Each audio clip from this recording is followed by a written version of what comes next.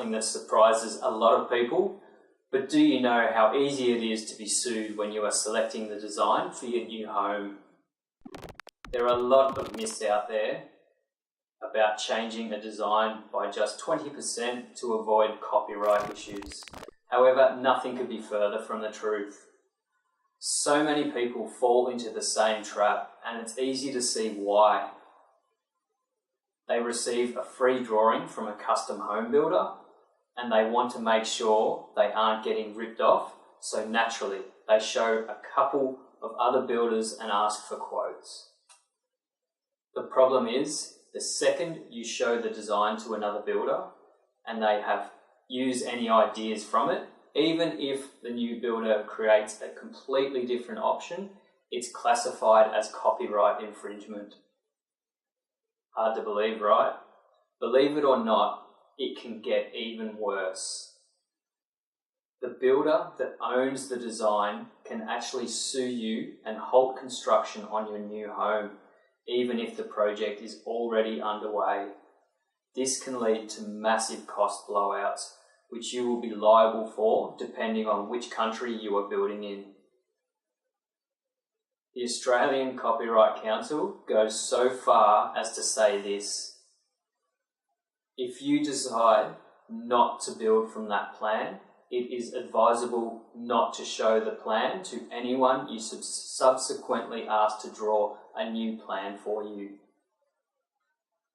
If the second person does see the earlier plan, there may be an inference that the person has consciously or subconsciously copied original elements off the earlier plan.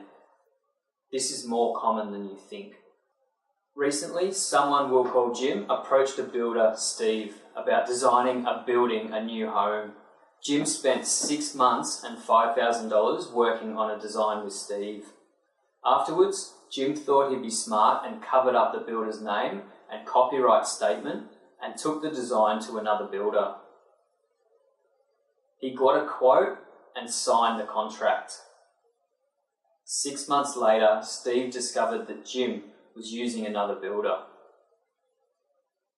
After a lot of illegal action, back and forth, Jim was advised by his lawyer to settle out of court for a 6-figure sum. Yes, Jim might have saved $15,000 on his total contract price, but he ended up paying significantly more later on. So if you're thinking about showing a drawing by one of your builders to another, you should ask yourself, is it worth it? Luckily, I have a few tips to help you avoid anything like this happening to you. Firstly, you should always decide on a home builder before you begin the design process. To help you decide on a good home builder, you should do plenty of research, talk to lots of people, check out online reviews and meet with your builder. Don't be afraid to ask them lots of questions. Remember, it's worth taking the time to do this because choosing the right home builder over the wrong one can save you a ton of headaches later on. And when you decide on a new home builder, make sure you choose the one that does both design and construct, rather than somebody who simply quotes on other people's plans. Don't take shortcuts here, or you could end up like Jim. Of course, this is just one of the potential pitfalls. There are many more that most people are just oblivious to, and all of them can end up costing you thousands of dollars. Click on the link below to discover everything you need to know to ensure you engage a professional builder without making any costly mistakes.